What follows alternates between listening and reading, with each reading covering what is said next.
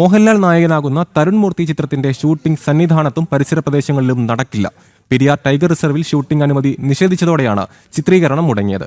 അതേസമയം പമ്പ വരെയുള്ള വനമേഖല ഉൾപ്പെടുന്ന റാന്നി വനം ഡിവിഷനിൽ ചിത്രത്തിന്റെ ഷൂട്ടിംഗ് നാളെ ആരംഭിക്കും.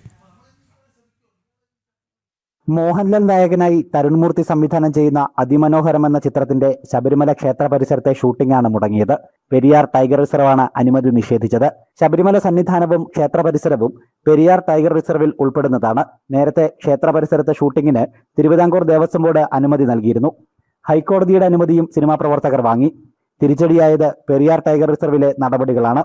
അതേസമയം പമ്പ വരെയുള്ള റാന്നി വനം ഡിവിഷൻ ചിത്രീകരണത്തിന് അനുമതി നൽകിയിട്ടുണ്ട്.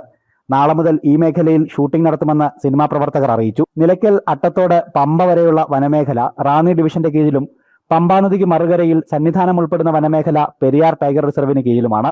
നാളെ മുതൽ 3 ദിവസമാണ് ശബരിമലയിൽ ഷൂട്ടിംഗ് നടത്താനിരുന്നത്. ജനം, പത്തനംതിട്ട.